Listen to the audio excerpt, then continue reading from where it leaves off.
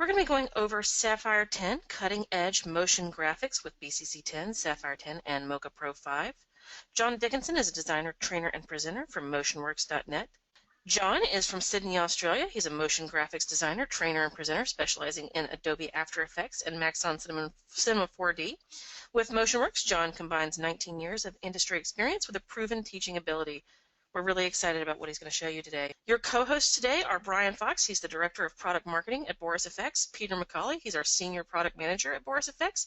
And I am Mary Poplin, your Product Specialist at Imagineer Systems and Boris FX. Join us online at borisfx.com, Facebook, Twitter, YouTube, and Vimeo. Now, I'm going to go ahead and pass this over to John. I'm going to make him the presenter. John, are you ready? I am. I'm ready to go. Take it away, John. Fantastic. Thank you very much, Mary, for that lovely introduction. Hi, everyone. It's so wonderful to see you online. I see a bunch of names I recognize in the attendee list. I know it's a challenge to take time out of your day to spend a bit of time learning, but it's always really exciting to do this live. It's a little more special than watching a recorded tutorial. So thanks a lot for joining me. It's actually 5 a.m. where I am, so I think I'm awake now. I've had a cup of tea, and I'm feeling pretty good. So great to be back here in the webinar format. Let's get into an hour of hopefully really interesting and useful information for you. And we're going to be having a question and answer session at the end. So please stay, and let's do a bit of a jam at the end, because I think you'll find it quite worthwhile. So I'm going to be showing you, as Mary said, it's a combination of using Mocha Pro for After Effects, something that I've only just started really using, something I've always wanted to learn. But since going freelance about 10 months ago, I finally got the opportunity to really get into it. And with the release of Mocha Pro for After Effects, the plugin, wow, what a good time to get into Mocha, because it's just so useful. And I'll show you how it's really helped me with this shot. Probably couldn't really live without it now in the work that I do. Also, Sapphire and Boris continuing together, obviously, as a team now, tag team. And that was very interesting for me to see how I could integrate both of those quite large tool sets and how it would help me with this project. So the shot we're going to look at is, because Brian asked me to do something obviously for Halloween. And I scouted over to our friends on Pond 5, and I found this long panning shot of a graveyard, because I specifically wanted to choose a shot that was going to be a little more difficult for After Effects' inbuilt trackers to handle.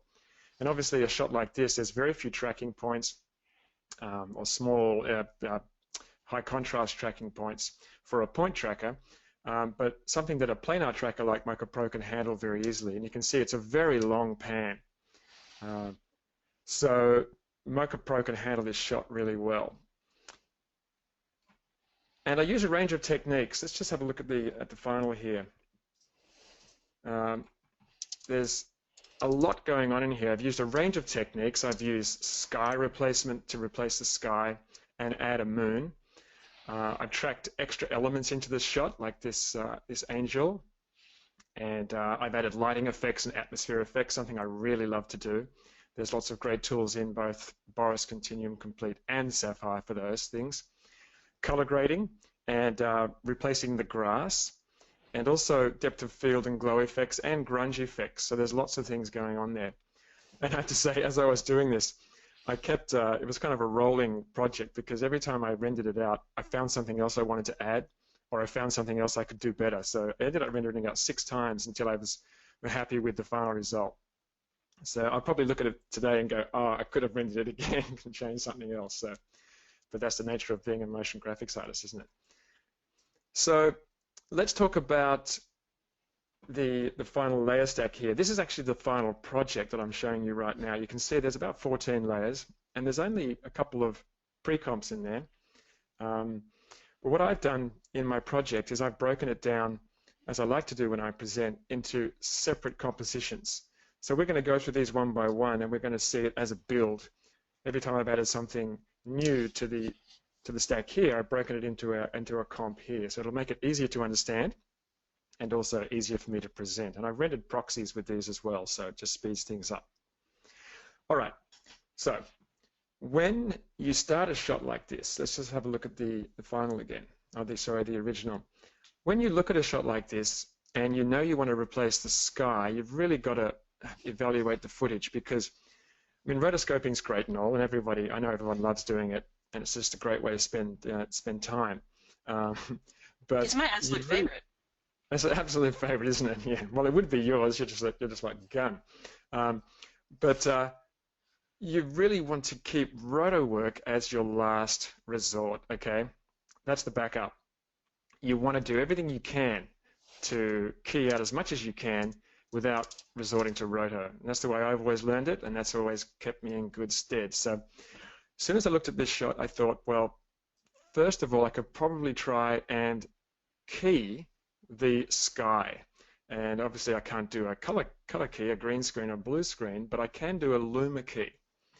So let's go into the stones composition, and I'm just going to turn off these effects just for a moment. So there's the shot, and I used Boris Continuum's Complete's linear luma key. Now After Effects does have, or did have a luma key effect, which is obsolete now. It does have the extract effect, but I wasn't getting a good result with After Effects' default extract effect. I couldn't quite get enough stones out. But Boris's, or BCC's linear luma key allowed me to not do such a great job at the start. Let me just go to the effect control panel. By adjusting the threshold, you can see I can do a pretty reasonable job of getting rid of most of that sky. And what does that mean? If I've got rid of most of the sky, then I have to do less roto, right? And obviously these stones, these larger sort of stones, are pretty much done. And anything you don't have to roto or track is going to be much better. But I ended up playing around with this first, and this shot is actually a little bit grainy, and it's also got a little bit of compression. So I started out by using Boris Continuum Complete's noise reduction effect. And that's a good place to start because you can see if I just turn that on and off, that's really helped clean that shot up and got rid of a lot of that blockiness in there as well. I'm just going to turn that back on. And I followed that, as I often do when I'm trying to do a luma key, with a curves effect or a levels effect. You can see if I turn that on, you can see that changes how the luma key operates, because obviously the luma key is after the curves effect in the After Effects control panel. So we just turn that on and off. You can see we're not doing too badly, and that's where I got to. And you saw before when I actually didn't have the curves effect, it appeared that I had more stones keyed out, but it was also introducing a lot more of the lighter color down the bottom of the shot. So it really was a compromise. I went backwards and forwards across the entire shot until I felt that I had as many stones as I could get, and I wasn't getting too much of this mess down here at the bottom. But obviously the stones are, many of the stones still have parts missing, so they've been keyed out. So I felt that I'd got as far as I could with the keying, so obviously the next thing to do was consider rotoscope. Da, da, da. And I knew that mocha could help with roto work because I have used it before in the past, but I've never used it in the Mocha Pro After Effects plugin. So let's walk through the roto steps now, and I'm going to show you why you'll realize as soon as you've finished watching this that you need to get this in your tool set too. So let's just solo the stones roto layer, and you can see there's a bunch of headstones that actually have been masked out. I'm just dragging through this composition here. There's a fair bit of masking going on there. Let me just see if I can turn the mask back on. There we go. I just toggled the mask on and off down here using this button. And there's a lot of masking going on, but obviously this is moving footage, so each of these masks individually has to be keyframed if you're going to rotoscope this manually. But Mocha just makes this, I say Mocha, but I'm still getting used to the word Mocha, so excuse me if I use them.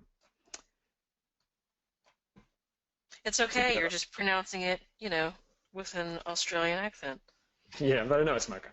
So, because I checked. Right. Do you know So, Martin calls it mocha all the time too? does he? Well, Martin's Australian too. Yes. Okay, so let's go in and have a look. Well, you can see here when I select that layer that here's the Mocha Pro plugin. Now, I've used Mocha as a standalone, and for me, it was always that kind of that separation from After Effects. You have to go into a separate application. You've got to import your footage into Mocha, and that was always a bit of a compromise in workflow. But here, by having a plugin for Mocha Pro, and this is a full version of Mocha Pro. It's not a cut down, it's a full version, but it exists as a plugin.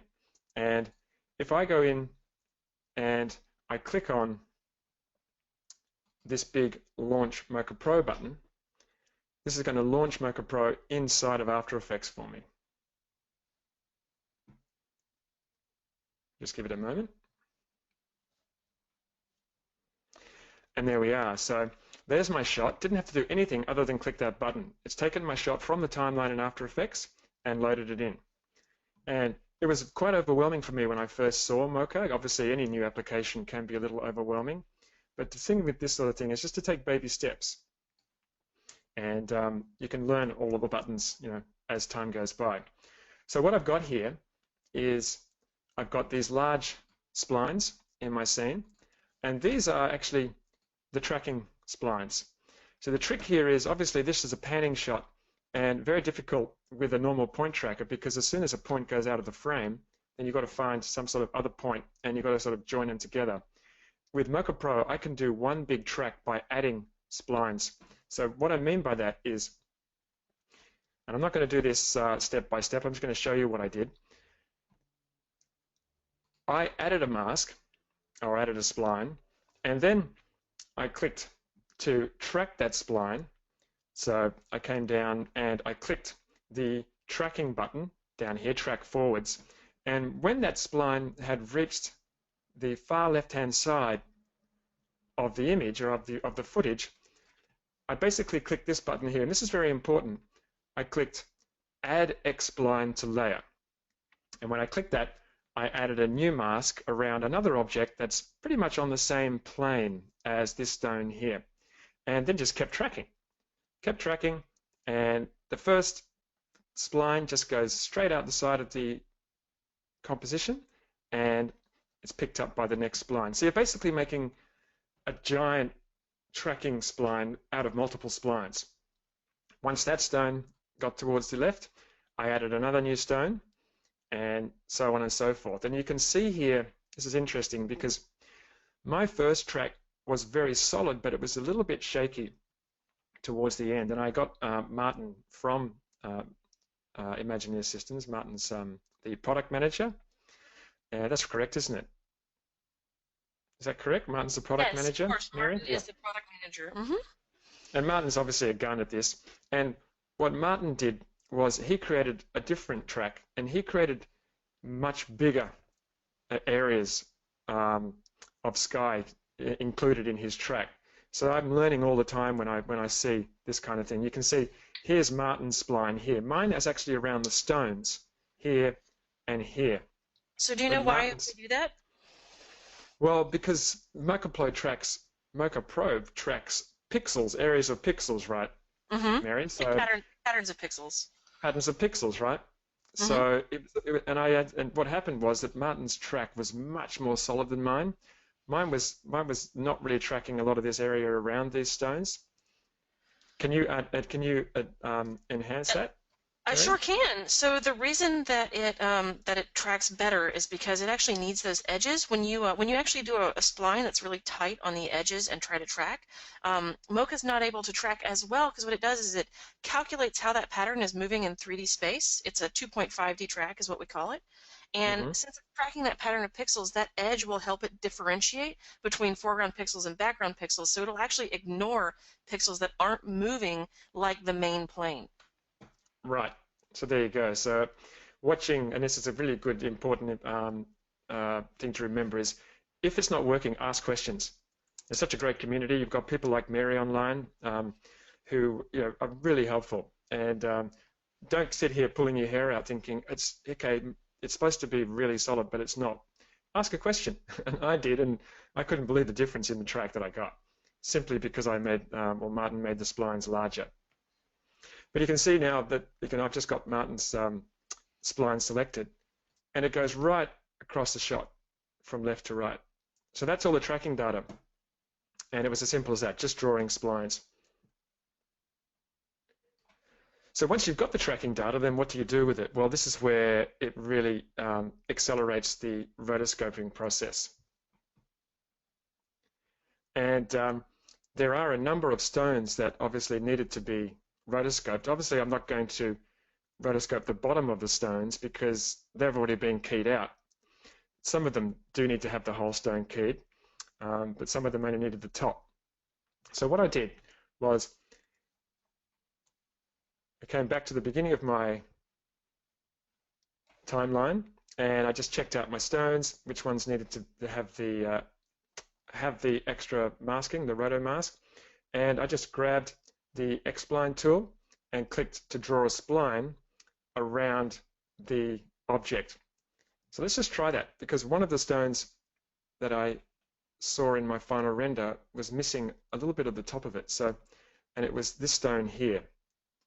So I'm going to grab my X-spline tool, and I'm going to click. I'm just going to turn off the track visibility just for a moment, and also the stones.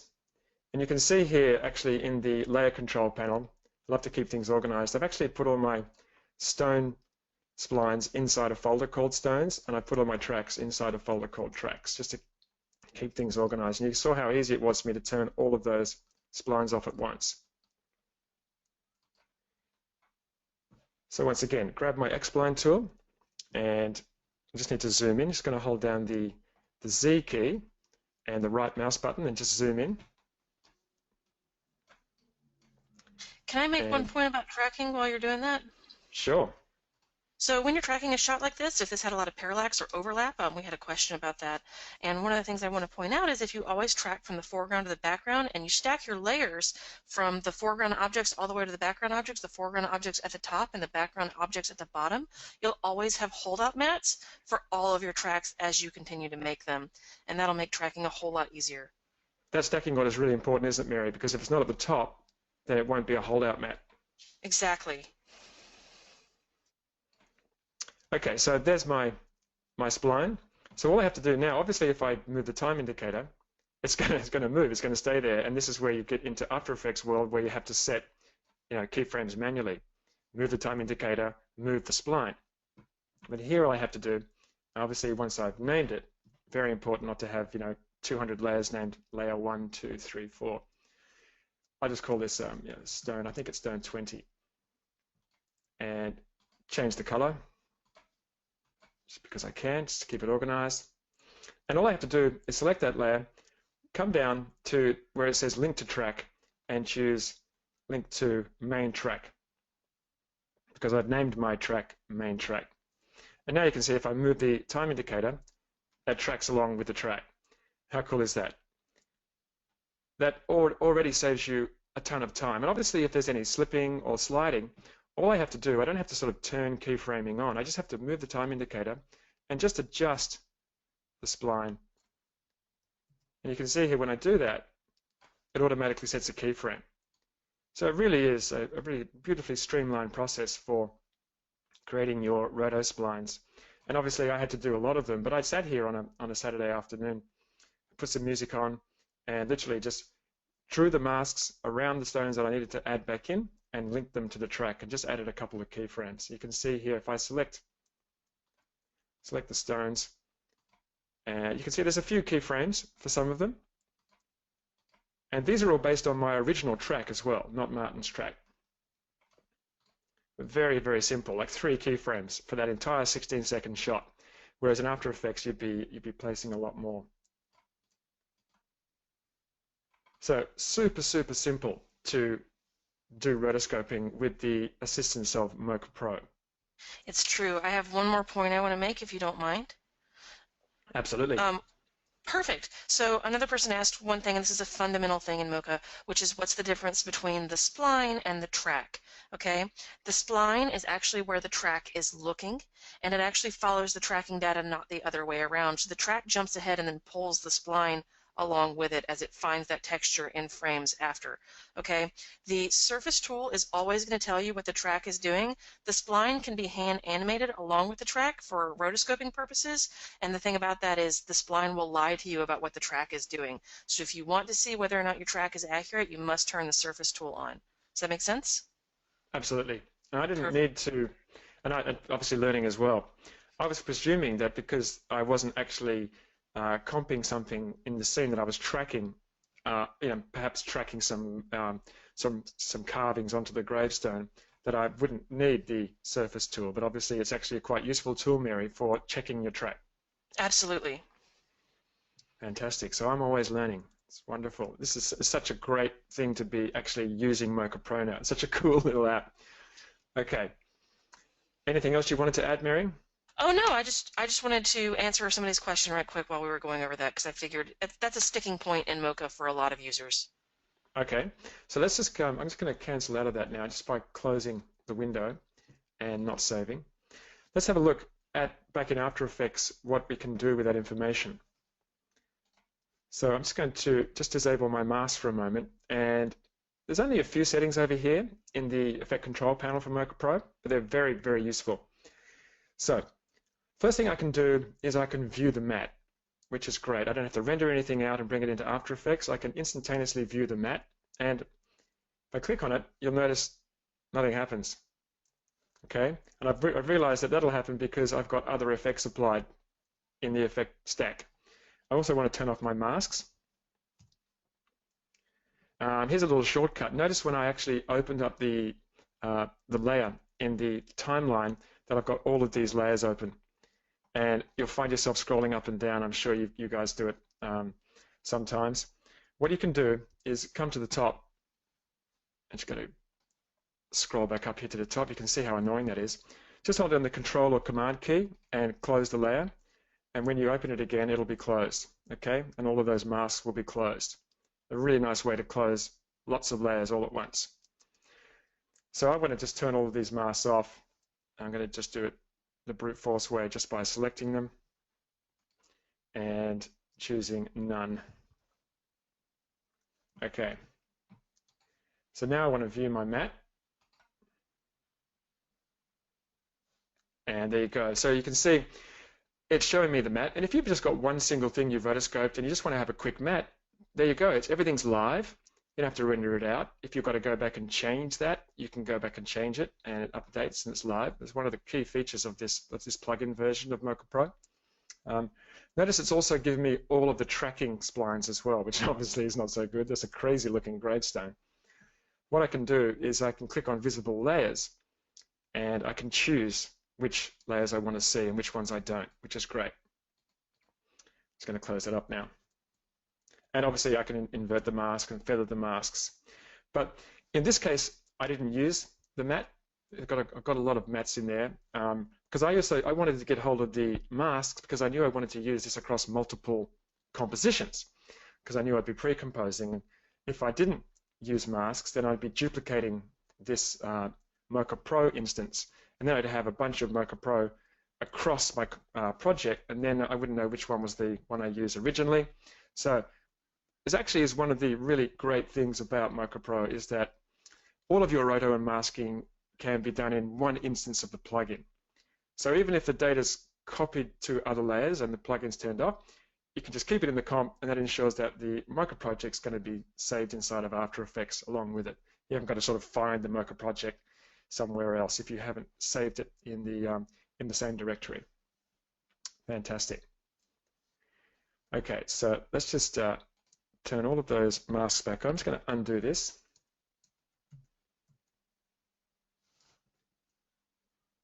Anything you'd like to add there, Mary? No, I think you're covering it. Fantastic. Okay, so we've had the Luma key and we've got the roto, and you can see now that's starting to give me a pretty nice matte. Now you can see I clicked on this button down here, show channel and color management settings. If I hold down the Alt key, you can see the map. Just little shortcuts in After Effects are going to save you a bunch of time. So it's a pretty clean map. We've got a fair bit of rubbish down here at the bottom. We talked about that before. And there's a few little bits and pieces down here at the bottom as well. There's a few sort of spots of black. But there's a couple of ways I could have fixed this. I could have gone in and just, added a few more stones, did a bit more roto work. But sometimes you just want to use a mask, just a soft feathered mask. You can see if I just turn off the map and turn on the roto, there we go, and turn on the luma key. All that does is it just adds this sort of soft feathering at the back of the stones, and it's supposed to be a foggy night anyway, so it doesn't matter if there's a little bit of sort of fall off here, but it does a pretty good job at hiding a lot of that mess. So you've got to think about, if it looks right, it is right. It doesn't matter if you've spent 100 hours doing extra roto or you've just created one layer and put a feathered mask on it. You've got to think smart about how you're doing it. So that's basically the shot prepared, it didn't take long at all. It literally took me a few hours to get that done. And once you've got the shot, got the sky removed, then you've got a lot of flexibility about how you can replace it, and obviously everything's going to look good.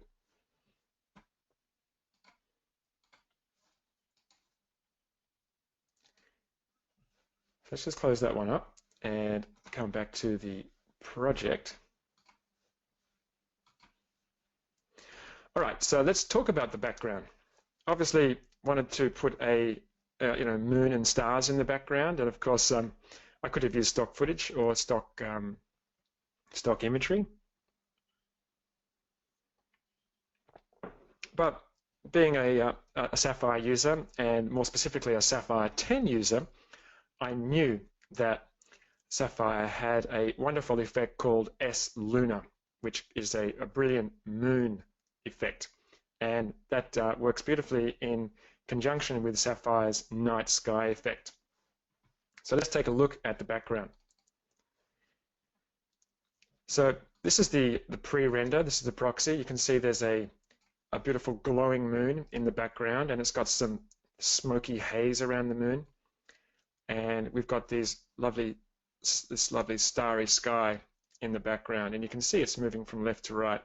Now, this is actually something that everyone can chime in on, because obviously and especially you, Mary, obviously the shot is a very extreme pan from left to right, and I couldn't track the moon in there because there was no parallax. So I really took creative license with how much the moon would move in the scene. I had no idea how much the moon would move if the camera was moving like that, and how far the moon would move. So I actually ended up adding a transform effect to an adjustment layer and just setting a couple of keyframes for position. You can find transform in the effect menu under distort, which is of all places, transform, and it's great for just adding some position keyframes to all of the layers because it's an adjustment layer. So I just put a little bit of fake parallax in with my moon. Do you have a thought about that, Mary? Yeah, I mean, I feel like that's totally fine. If you don't have the detail to track, you simply don't have the detail to track. What some people will do is they'll try to generate a 3D scene and put it further back in the shot, but honestly, I don't know that that's really necessary, especially for something like this. When the parallax is so simple, a hand animation is enough to cover it. If you did have more detail, or if you had some background objects, what you could do is you could really crank up the contrast, and you could try to find a background cloud or something, and then have the moon move along with that with a mocha track. But I don't think it's necessary for this shot. It's a very simple pan. And also the moon is quite large in the scene, so there's a lot of creative license with this. Of course. But I just think it's worth thinking about, everyone, because even though it isn't necessarily wrong to have the moon stationary in the shot, it can look weird. So adding a little bit of movement to the moon can just help. So it's worth thinking about those kind of things. Absolutely. And one of the reasons I had to do another re-render, of course, because all of my renders the moon was stationary. Then I went, oh, it looks better moving. Yeah, it Okay, makes it look more realistic. And again, like you said earlier, as long as it looks right, it is right. This is visual absolutely. effects. Yep. So let's take a look at how it's built. So for this, I've used the lunar plus the night sky effects. I'm going to right click down here at the bottom and choose Reveal Composition in Project, and just going to turn off the proxy. For those of you who don't know what proxies are, if I right click on a layer, I can choose Create Proxy, and I've chosen to create a movie, just at a high resolution version of it, just so that it's pre-rendered. So what happens when you do that, you can see on the right-hand side here in the Effect Control in the Project panel that this is the proxy and this is the footage. So when I turn that back on, you can see now we're looking at the proxy. Now we're looking at the footage. Okay, so let's go into the Effect Control panel, and you can see here I have an instance of Sapphire Effect. Now, Sapphire Effect is a wonderful tool that was introduced in a few versions ago in Sapphire. And rather than talk about it, let's just click on Load Preset. By applying Sapphire Effect, I get the opportunity to load a preset, and this launches the Sapphire Effect browser. And in here, I can view the presets by groups. I can view by effects. I can also, in version 10, view all of the brand new builder effects, which have previously been a little bit difficult to find in the preset browser. And I have actually over 500 presets in Sapphire that I've created now. So if you do use Sapphire, just type in the word John in the search and you'll see all of my presets too. And obviously they're all brilliant because I made them. And you can also click on the New button. This is terrific because this will show you what's new in version 10. So much more discoverable now in Sapphire version 10. But I've searched for my effect already and I've actually given it a star, and this puts it in my favorites. And this is one that I created for Sapphire 10. This is Moon Behind Branches. And this is Sapphire Night Sky with a moon. You recognize that. And this is using Sapphire Zap, which is a lightning effect, as some trees. There's a really creative ways to use Zap, and we're going to look at that in a moment in this column. So I actually just going to cancel that now. I started with that preset, and presets are a great way to start. Never discount presets, especially with this kind of thing. You come in, take a look at a preset which can get you some of the way there and modify it. And it's exactly what I did.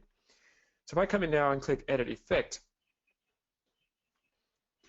it's going to launch the Effect Builder, and we'll see how this particular preset was created.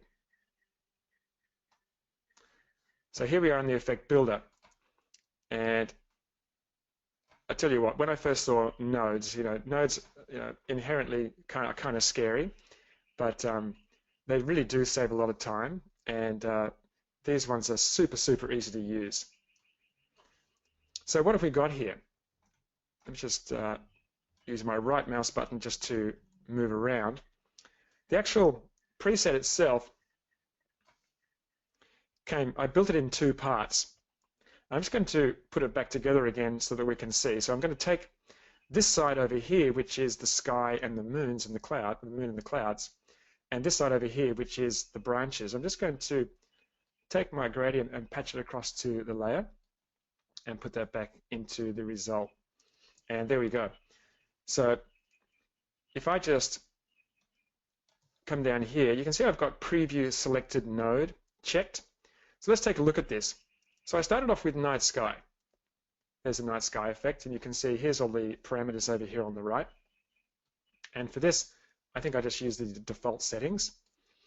And next to that, there's a Clouds node. So this is using S Clouds. Oh, sorry, what is it? S Clouds.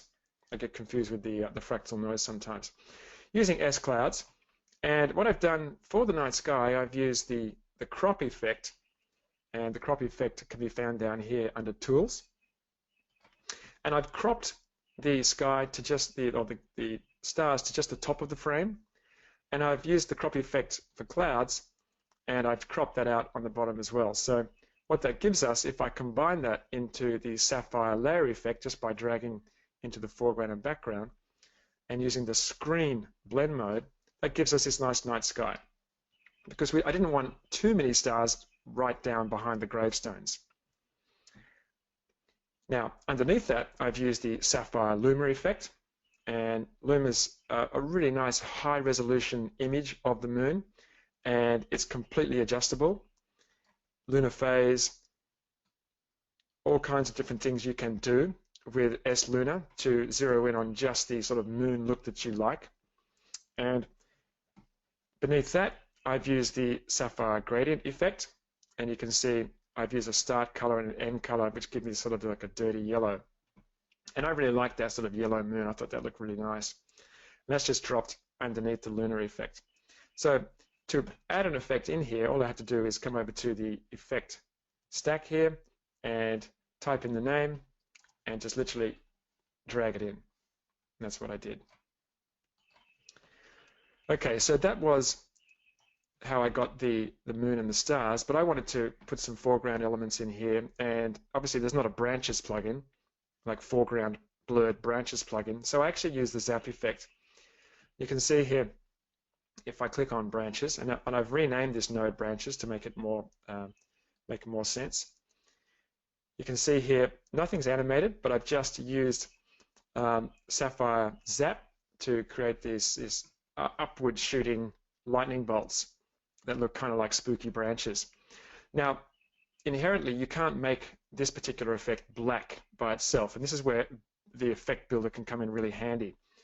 What I've done is I've used a color node, and you can see it's black here, and I've used a set alpha node, and that's also under tools, set alpha, and then I've patched the branches into the matte port of set alpha.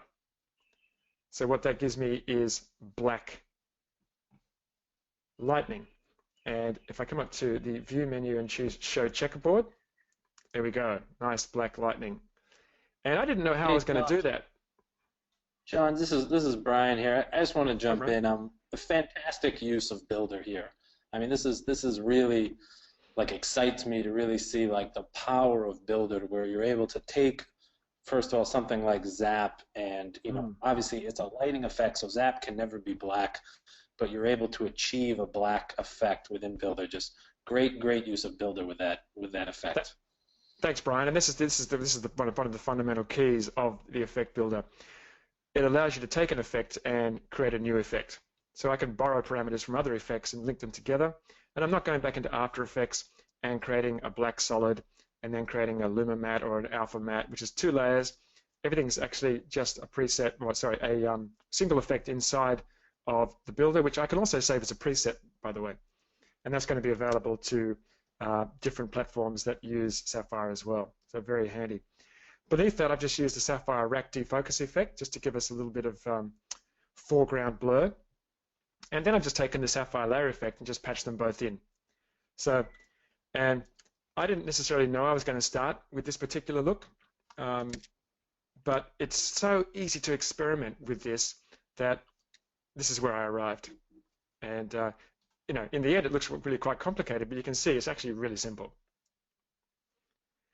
So I used this preset as a beginning, but I knew I didn't need the branches in the background because I wanted them later in the process. So what I did was I just literally unlinked, and then just linked that back in. And if we just turn off previous selected node, that's what I got. So I'm just going to cancel that, and you can see that's what I have. Notice also that I only have a certain amount of parameters in the effect control panel. I've just made visible from inside the builder which parameters I want to see by soloing those parameters. So you can really create truly custom effects using Sapphire Effect Builder. Okay, so at this point, if I come back to let's come back to the project panel and come back to the background. At this point, it looks something like this, which looks really crazy. It looks like the graveyard is on some kind of small asteroid and we're floating out in space, which doesn't look particularly convincing unless that's the look you're going for. So I knew I had to somehow match this background sky or fog with the background here. And this is where I used a gradient. So created a new layer and just use Sapphire gradient. You can see I've actually used the ink dropper tool just to match that color. It's the exact same color as is in the clip. And if we come back to the background here, you can see that looks much better. Because I knew I was going to color grade this later, but I just needed to make sure at this point everything looks integrated. And as you do, when you're reviewing your notes, you realize there's actually an even better way to do this. Obviously, I've just showed you Sapphire Effect Builder and how you can stack effects to get looks without using multiple layers in After Effects. So as soon as I was preparing for this, I realized, oh yeah, I could have done that inside the builder. So let's show you how you can do that. It's actually a really good little technique. So let's just say you've done this and then you realize you want to go into Builder. How do you get this effect into this Builder setup? I'm going to show you. So if I come into S Gradient, I'm going to save this as a preset. So I'll call this, let's see, Graveyard Gradient. I can give it a description and give it some characteristics and stuff, but I'm not going to in this case. I'm just going to click Save. And now I can come into Lunar and Night Sky and click Edit Effect. And once again, that's going to launch the builder. Keep in mind, I'm on a very old 2009 Mac Pro here. It's getting very old in the tooth, long in the tooth. Okay, so now I'm back in the builder. What I can do now is I can come up to the Node menu and choose Insert Node from Preset. So that's going to launch the preset browser.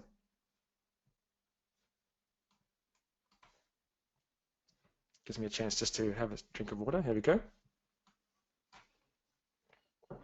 And once again, come over here to search, because that's the best way to find things, and type in Grave, or Grieve, if I could spell.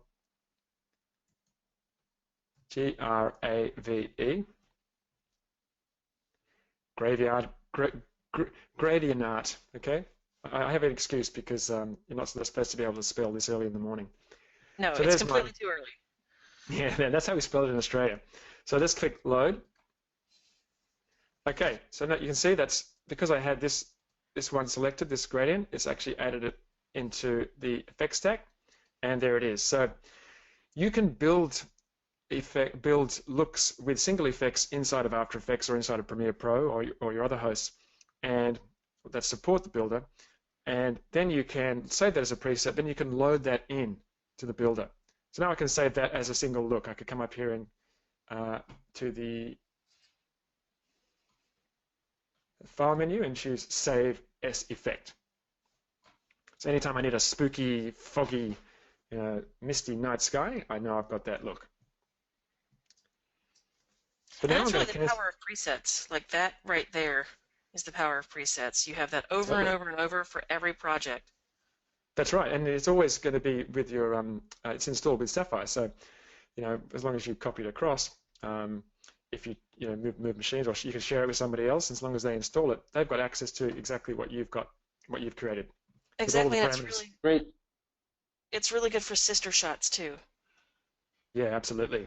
Yeah, great to point out all those presets too are cross-platform as well, John. So if you were to, create a night sky and you were, working in an offline scenario, creating some graphics for an Avid, you can just share that preset, and with the power of Builder, it really doesn't matter to us. You can be in Avid, you can be in Premiere, and that preset you created is going to look exactly the same.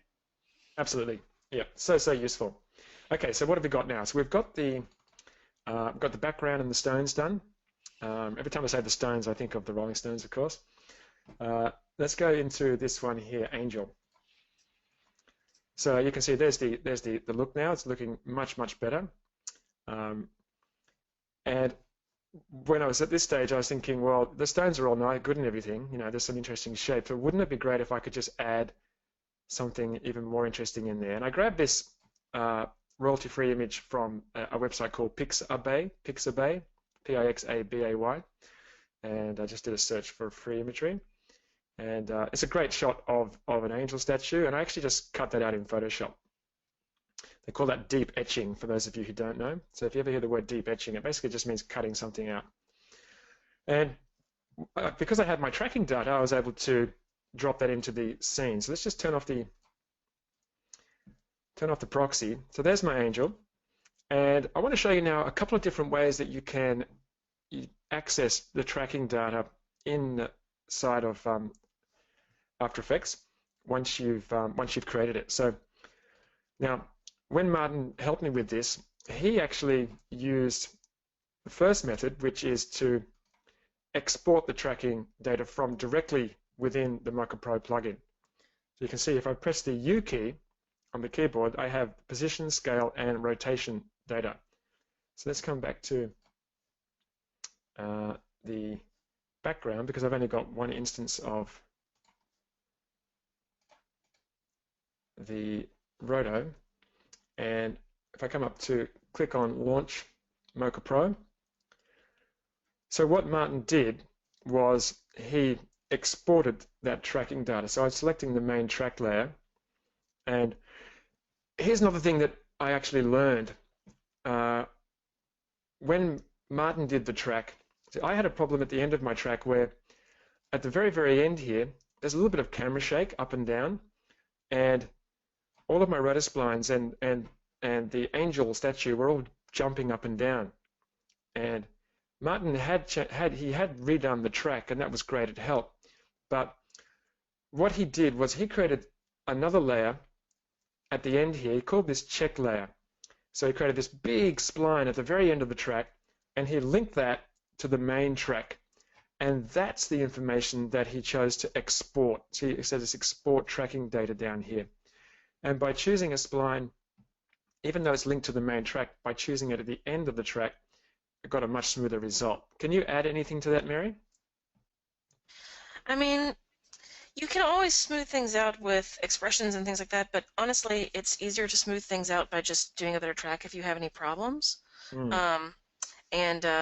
For rotoscoping, it's honestly sometimes just easier to animate the spline to smooth things out.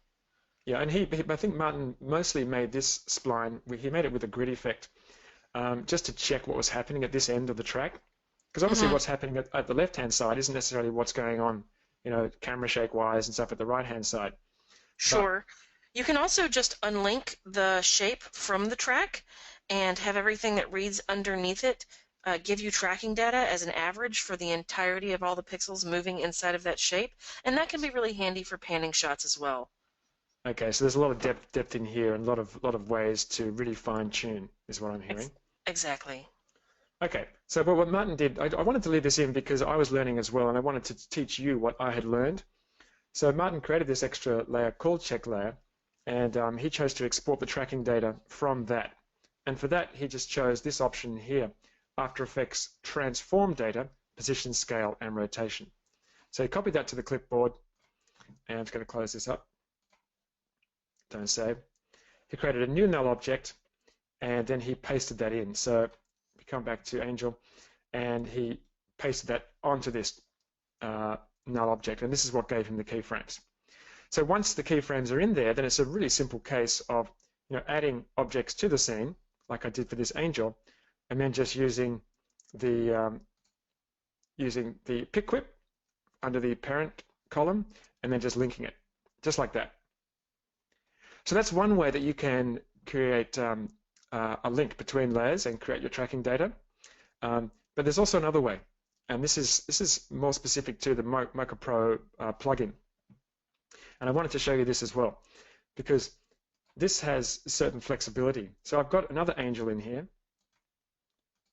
So if I click on this angel, you can see it's basically exactly the same. But this angel is linked to a different null. This is this one here, tracking data create. Because what I've done is I've chosen to create the tracking data. Let's just come back to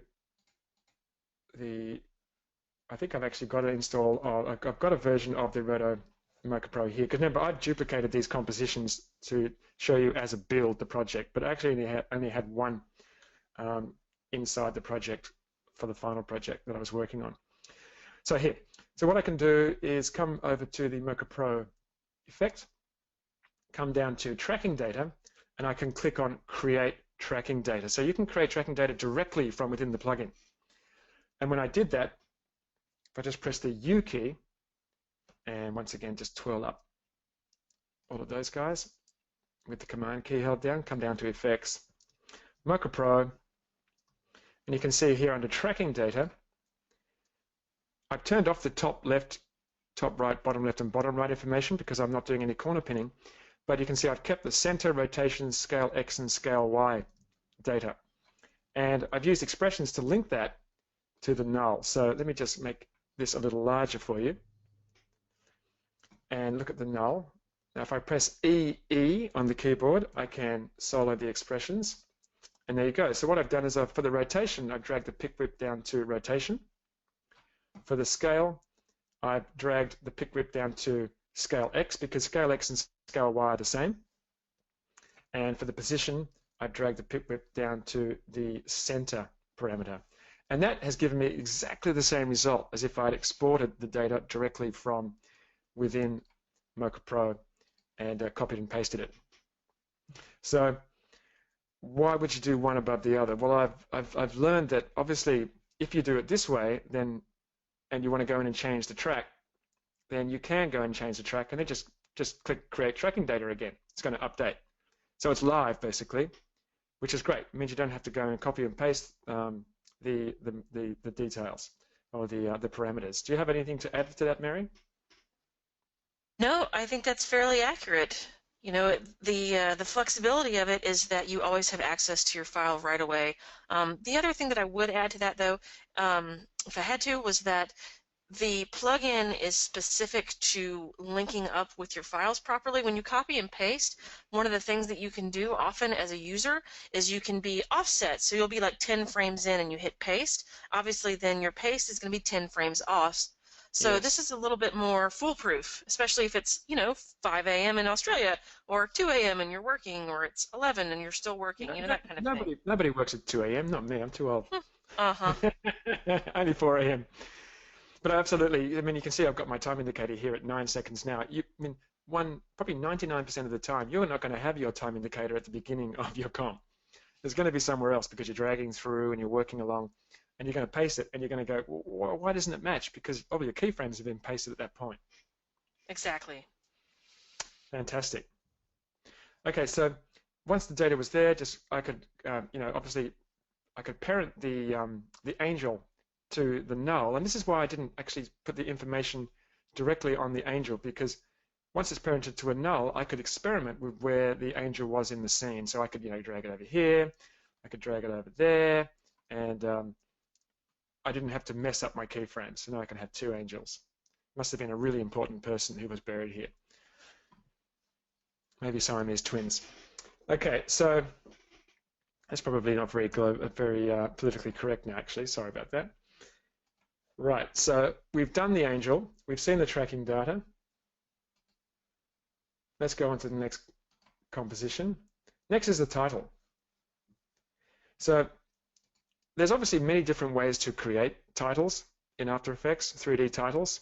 And you've got Cinema 4D, I use it all the time. You've got After Effects' own 3D tools.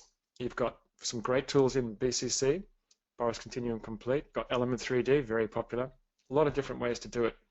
I wanted to quickly show you, and I wanted to do this for my own purposes as well, using After Effects 3D type, using the new Cinema 4D renderer. So this is the latest version of After Effects, and After Effects 14. And you can see here under renderer, there's now an option for Cinema 4D renderer. Before it was just ray traced and classic 3D, but with the new Cinema 4D renderer, you can use 3D. You actually use 3D in After Effects to create logos and titles, and not have to have any CUDA acceleration. It really is that good. So let me just show you here. I've got this. I've got my text, which is this graveyard, and let's just see what's going on here. Yes, I've got white text, and you can see it's live text and it's moving around pretty fast. I'm going to turn a couple of lights on. For this, I used a backlight.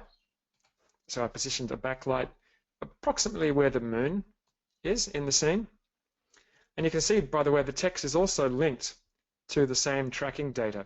So as the track moves along, or as the pan is happening, the text moves into the scene, which is great. So once you've got that tracking data, you can link whatever you want.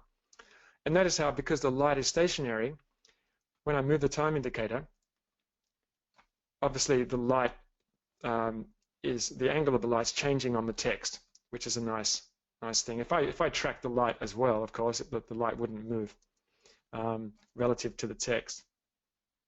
So that's really nice. So the text is moving into the scene and it's being illuminated by that light, or being illuminated by the moon.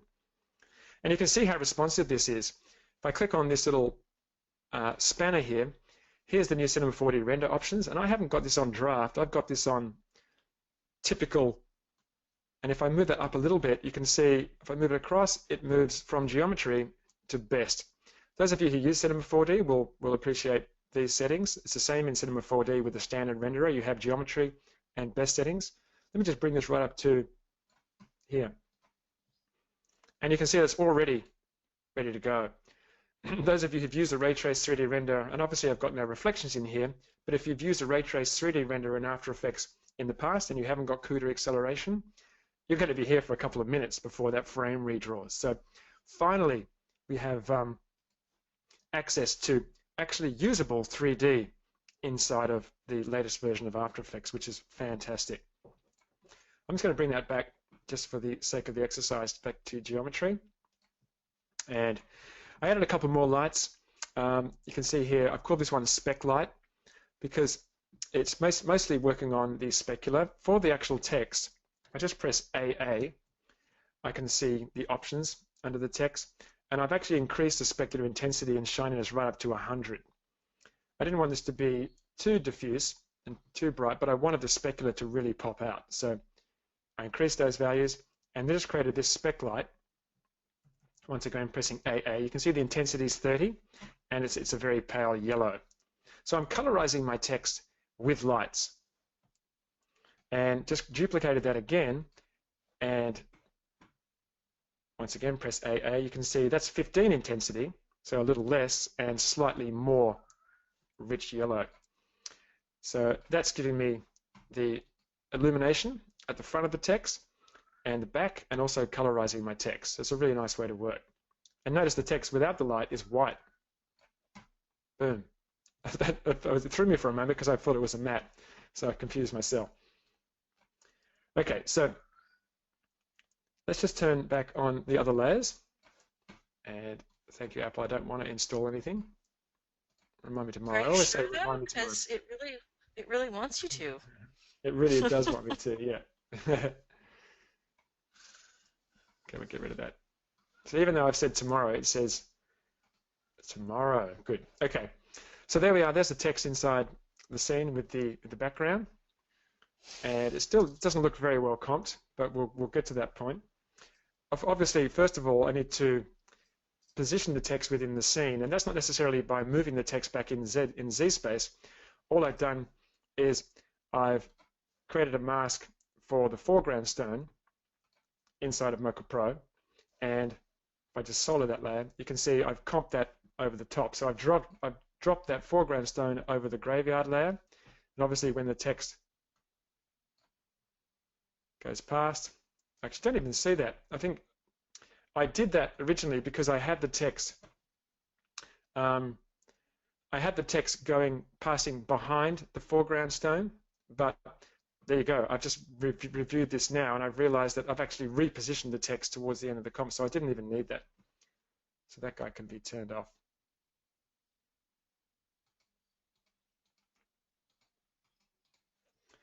Okay, so the next thing, but that's a good thing to keep, just getting back to, that's a good thing to keep in mind. You can see how easy it is, though, to create composites like that. Because I have that tracking data, I can very easily put photoed layers in front of layers that I've added to the scene, which is great. Let's take a look at the shadow. So I wanted to cast a shadow on the ground, and of course, obviously, this is footage, so there's no 3D information in this. So I couldn't cast it on the grass, so I had to cast it on a 3D layer. And I wanted to create a shadow catcher, so we literally just see the shadow, but we don't see the layer that the shadow is being cast upon. But the thing is, to do that inside the main comp, I have to use blend modes. And you can't use blend modes on 3D layers in After Effects. They literally don't work. They've been disabled. So I had to create the shadow inside of a pre-comp. And here it is here. You can see here's the shadow catcher layer. This is just a 3D layer that's been rotated. And above that, we have the graveyard text, but notice you can't see it. It's invisible. And that's because I've set the cast shadows option for the text to only. If I just uncheck that, there's off, and there's on, and there's only. So now we only see the shadow. I've got the same backlight, and you can see I've also got the same link to the same tracking data. And this is important, even more important, because watch as I drag the time indicator, watch how the shadow changes. Obviously, the type is moving into the scene, the light is stationary, the shadow is going to change as well. And I only put this in quite late in my design because originally I didn't track the shadow with or I linked the shadow to the graveyard text, and it just sort of shifted along and didn't move. But it looks much better moving into the scene like this because the shadow changes perspective, which is great.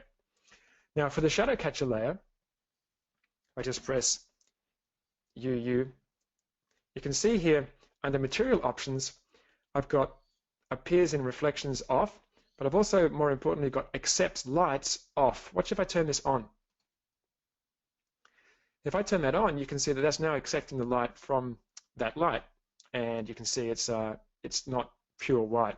But by turning accepts lights off, now we get a nice black and white matte.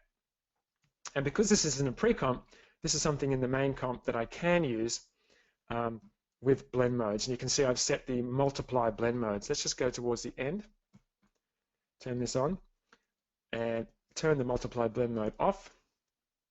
And there we go. You can see I've changed the opacity somewhat, but with the multiply blend mode, now I've removed that white background, and because it's exactly the same text, it's going to be looking in exactly the right position. So that's how I did the shadow.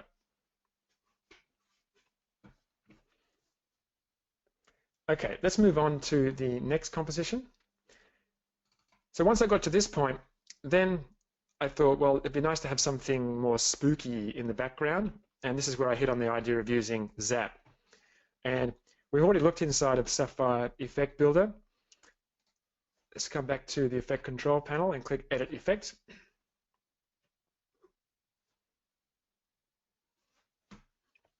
And you'll recognize that. That's just the section from the preset that I had, the moon behind branches, but I've just isolated it inside its own effect. And notice here, remember before it was black? Let's just turn off Show Checkerboard. Now it's that same color as the actual background. I've sampled the color from the background, and that's just over here by clicking on the color swatch and then just choosing that color. So now we have these branches. And one thing I'm going to mention to you is I've actually set keyframes inside of After Effects for this. And we're going to look at those in a moment. We can delete the rack defocus node. I've set keyframes inside of After Effects. If you didn't do that, you could just select the node and you can use these auto animation options, which are terrific if you want to not bother with keyframes in After Effects. I didn't do that. I set keyframes in After Effects. And one thing you need to know, After Effects users, and this is something, Brian, you might chime in on. If I was to click OK now and go back into After Effects, I would lose both these keyframes. I would lose the keyframes parameters, or the keyframes for the parameters that I have animated. And that's a little bit of a gotcha. So you have to be aware that if you set something up in the builder and you keyframe it, then you go back and make changes inside the builder, you will lose your keyframes. I'm going to cancel that. Yeah, that's definitely a great point to point out, John, and something that we're going to work hard to fix, I will say. Yeah, it hasn't. It's not a deal breaker. As long as I know that it happens, it's not a problem. But it can be a little bit of a go. Oh, where do my keyframes go when you first use it? Yep, it is actually bitten me personally in the past, so I am very sensitive towards it. But there's a lot of things happening with Effect Builder that no other effect has actually achieved yet. So obviously there's going to be some integration challenges in that respect. So notice here, I've set keyframes for curve, amplitude, and length. And I've also linked it to that tracking layer. So it's going to track in behind the stones, and at a certain point, the length of the zap branches is going to grow. So it's a spooky growing tree. And I've also adjusted the curve amplitude. And what the curve amplitude does is it fans out the branches. You can see that like that. Really nice. This is, if you're going to use lightning, you know, this is like lightning on steroids. This is the bee's knees as far as lightning effects, which of course I didn't use for lightning. So if we stick that behind and just turn everything else on. John, you're like a zap master here. Like, it really is crazy to see like what you achieve with this lightning plugin, and it's great like for us. Zen in the art of zap, isn't it? Yeah, it is. It's great to see that you're like, the stuff you create with Zap is completely, was never intended on our part when we wrote it, but that's really kind of like the beauty of a Sapphire effect, is it really is so deep. You can just achieve so many results from one effect. You know, we start with a lightning effect and you end up with branches. So great. Totally. Work. You've got to check out some of the presets, everyone, because there's a load of great presets in there. Okay, so I've got the branches behind, and there's a layer above it called Lunar Shader, and I'm going to turn that on. I'm going to explain what that is. Obviously, as the branches grow up in the scene, they grow by animating the length. They go in front of the moon, and that was on purpose. I wanted them to grow in front of the moon, but I noticed when I was doing it that because the moon's quite bright and these branches are bright, it was disappearing in front of the moon, especially with the glow effects on. So what I've done is, if I just solder that, I've used a second version of Sapphire Lunar, and I've just made it basically by adjusting the settings into a big soft sphere almost. And I've put that behind in front of the zap, and I've used this option here, and if I can just zoom in, I think I can. Yep, zoom in down here. I've used this option down here, preserve transparency. You can see here, if I click on it, it says preserve transparency at the top. And when I click that, because these are at the bottom of the stack, you're only going to see the moon or the lunar layer in the branches. So basically the layers below act as like a cookie cutter. And you can see if I view transparency, we're only seeing that there. And because the moon's in the right place, we'll see this blue as the branches pass in front of the moon in the other comp. So let's take a look at that.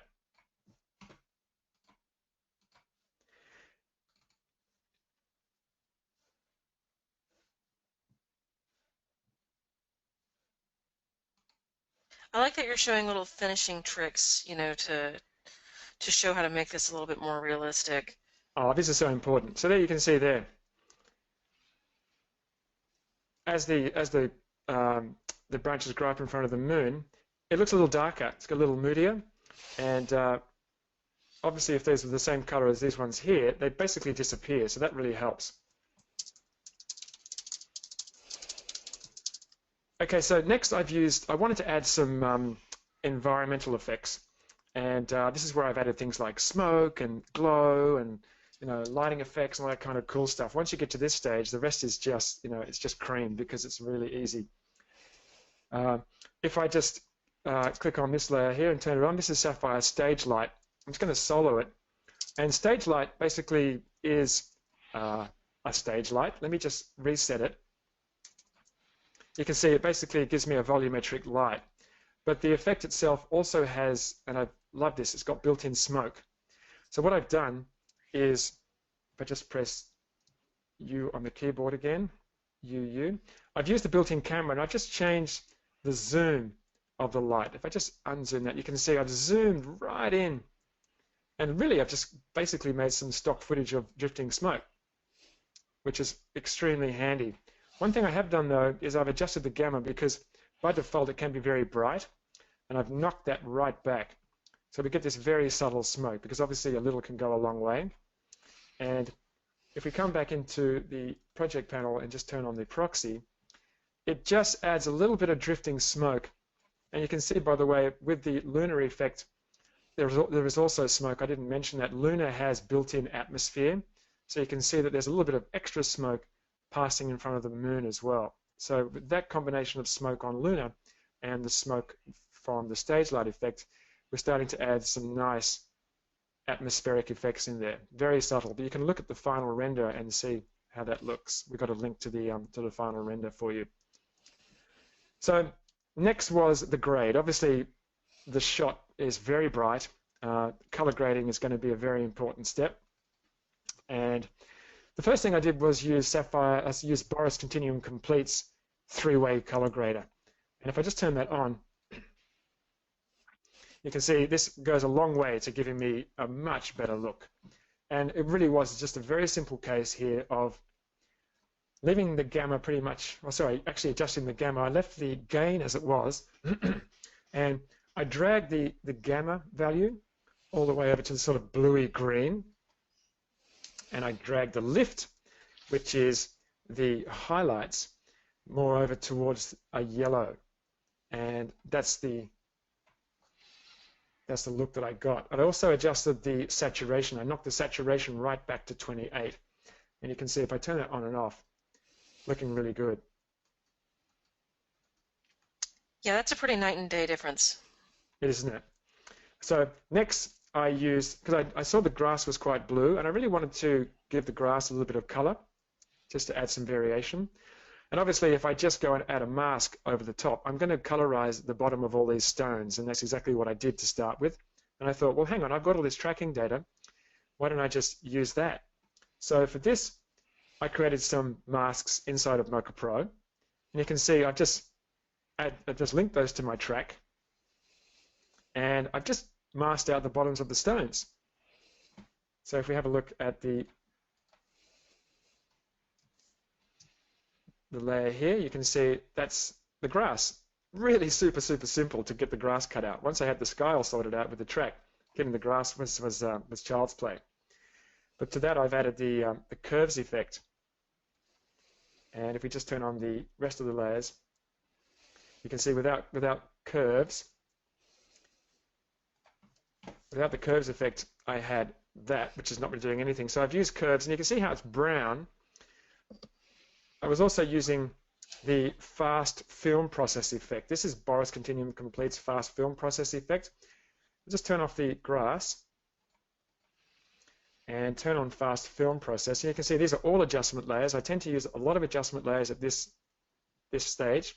Fast film process, I chose a preset called Twilight Time. It's kind of suitable that it was twilight, you know, vampires and all. And I literally just chose the preset. That's all I did. And I thought, hey, bing-a-bang-a-boom, that's what I want. This added a little bit of green in there, a little bit more yellow. But the grass still is very blue. So once I saw this sort of yellowy sky, I thought the grass could actually do some work. So that's where I used the curves effect. And you can see there, with the fast film process effect on top, the grass actually goes slightly green. And I've just put an extra mask on there with a bit of feathering on it, just to sort of feather it off so we don't have a solid sort of green all the way up to the stones in the distance. It just sort of falls off to the blue. And you could say, okay, there's a light in the foreground that's, you know, illuminating this grass a little bit more than this area here, so that's what's making it appear more green. Well, yeah, and it's just atmospheric perspective. Absolutely. And on top of that, I've just used, as I often do, a vignette. And I've used BCC vignette for this. And obviously that goes a long way to adding to the moodiness of this look. Okay, let's go to the next composition. I think we're getting close to time, are we, Mary? We are over time, but we are letting you talk because this is very interesting. Fantastic. This goes so quickly. We've only got a few more to go. Obviously, once you get to this stage, then you want to start thinking about glow and rays and, you know, light and how it works in the scene. And Boris Continuum Complete and Sapphire have an abundance of lighting effects. It's like, you know, it's almost overwhelmed by how many great lighting effects are. The problem is, which one do you choose? In this case, I've chosen one of each. I've used Sapphire's Fast Film Glow. Sorry, I'm getting them confused now because I use them both together so much. I've used Boris Continuum Complete's Fast Film Glow. And it was tricky because Sapphire glows are so good. And there's some great presets as well for Sapphire glows. But I've always liked Boris Fast Film Glow, literally because it gives me a really nice filmic glow very quickly. And you can see I'm just turning it on and off, and it's just giving me a little bit of extra glow around the moon. A little goes a long way, and you don't want to overdo it because obviously that's going to be too bright and you're going to lose a lot of detail in the moon. So a little bit of Fast Film Glow, and above that I've used the Sapphire Raise effect. So the raise effect in Sapphire is the one I always turn to. It's a terrific, clean ray, beautiful detail, very smooth and very fast. And you can see here I've created a mask in the scene. And for the Sapphire Raise effect, for matte from path, I've just chosen that mask. Now, if you have an effect that doesn't have this option, there is a way in After Effects to do a very similar thing. Under the effect, at the bottom of the effect, you can see you have compositing options. So I could click the plus key and I could choose mask 1. And that's basically doing the same thing. It's using the mask to composite the effect, which is really handy. And I was using just that thing yesterday, and I was thinking, I'm going to speak to the After Effects team, and I'm going to ask them, please put that option up here at the top, under the preset options, because I'm always scrolling down to the bottom. Some of these effects are really long, and I'm always scrolling down to the bottom to try and find it. I'd much prefer it at the top. So keep an eye on that for the next version of After Effects, and if it's in there, you know who asked for it. Okay, so there's my rays, looking beautiful. And of course, the rays are an adjustment layer, and they're affecting everything below. And you can see I've also turned on the atmosphere setting for rays to add a little bit of smokiness in the rays. And here's the beautiful thing, especially with this zap that passes in front of the moon. As I scroll through the timeline, as things move in front of the rays, I'm just going to turn on the proxy so we can see that a little bit faster. As we move in front of the rays, you can see the rays are, let's turn off the mask. The rays are being affected by what's in front of the moon. And that's what you want. You get this nice breakup of the rays, and it really gives a lovely volumetric effect. Really nice. And I very purposely put the moon slightly behind the text. I thought that was more interesting than just leaving it over here in empty space. I felt that was balanced quite nicely. And it's just a lovely touch the way the zap just sort of creepily sort of grows up towards the end, and then it just hits those rays, and it gives you that lovely volumetric look. So nice. This is the kind of thing you do, and you sort of smile when you're working and go, oh yeah, that looks pretty cool. Okay, last a couple of finishing things. Obviously, it really helps to have a few particles in the scene. Well, we've all seen, well, I guess many of us have seen Stranger Things, and the particles that are in that. And if you haven't seen it, you should. What was the place they were in? The Upside Down, right? The Upside Down. So in the Upside Down, there's some beautiful floating particles, and I was able to emulate that. I wanted to see if I could. I was able to emulate that pretty well using Boris Continuum Complete's particles effect. This is the BCC particle emitter 3D, and I get a pretty realistic, or a pretty similar kind of look. I've got some floating clouds. One of the things I really love about this is the image collection in this particle generator. Under the image collection, you've got a huge range of different particles that you can use. And this is really useful. I just came in here and I chose the cloud white setting. And notice how the particles are sliding into the scene. Obviously, I don't want particles throughout the entire move, because the particles are going to be moving differently. The particles aren't going to be moving with the camera. So what I've done is, once again, I've linked the particle layer to the same tracking data, and I've also keyframed the particle transparency. So you can see a couple of opacity keyframes. So just towards the end of the move, they just start fading in. You hardly even notice it. But then by the end of the move, when everything starts slowing down, you've got these particles floating around, because you don't want particles floating in front of a camera pan when the particles themselves aren't panning. And you get that really nice look. So if I just turn on the proxy again,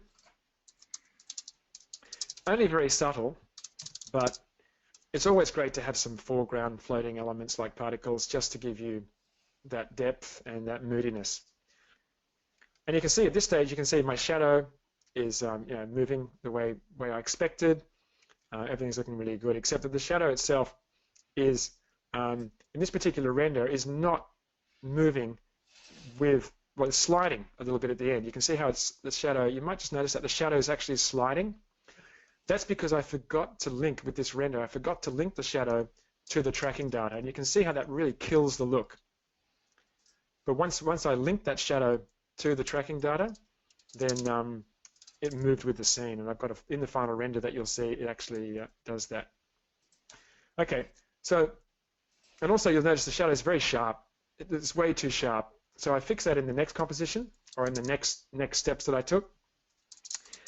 And I often do this. The first thing I did was I used the Sapphire's rack defocus effect, really great defocusing, fast defocusing effect. And if I just turn it on, you can see I've just used a soft feathered mask, and I've just defocused that foreground area, which really helps.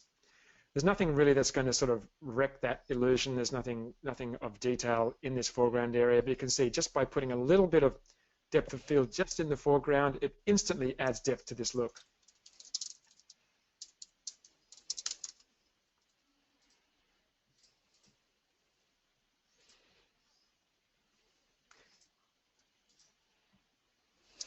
Now, one other thing that I've done is at this stage, when I viewed the stones over the background, I felt that I really needed some sort of light wrap effect, and for that I've used the BCC light wrap effect. Let's just go to a space in the timeline where we can see something in front of the moon. Maybe back, just back here. And you can see it's slow. That's why I rendered to proxies. Just come back a little bit more. So what the light wrap effect is, basically, in the real world, you're not going to get a perfectly sharp edge when one object's in front of another. You're going to get a little bit of sort of wrapping of color or light around.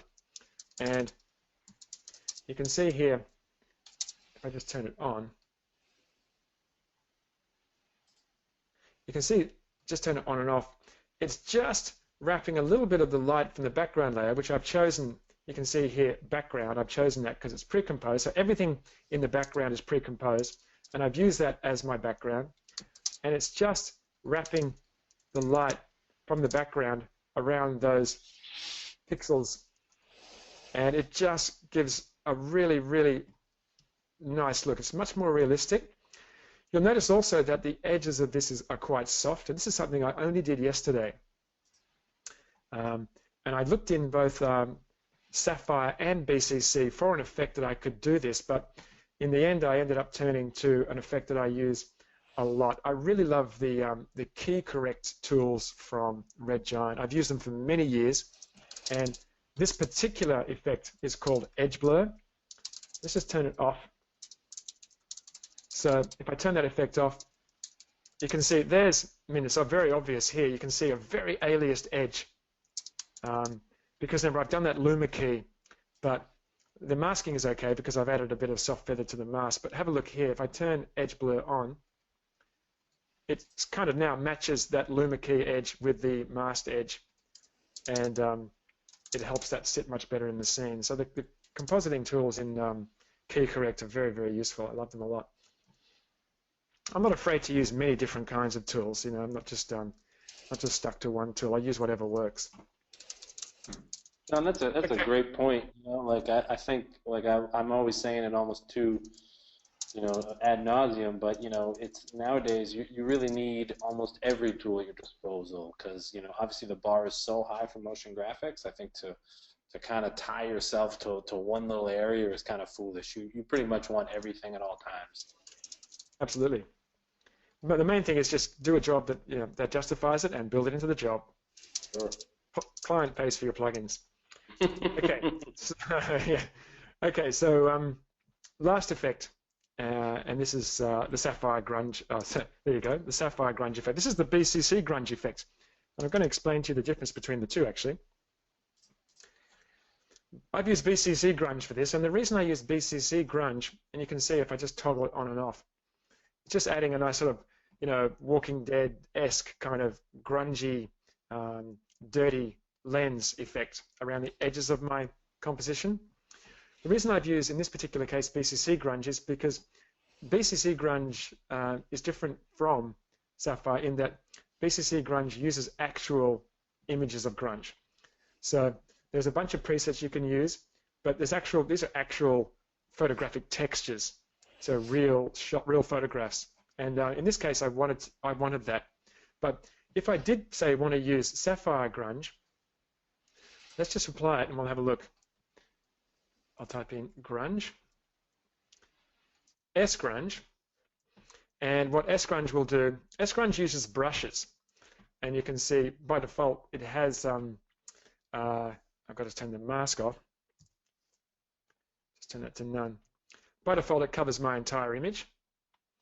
But what I can do is I can come into Load Preset, and I was literally playing with this particular preset before I decided to use BCC grunge. This is a preset that Brian made for, I think it's for the latest version.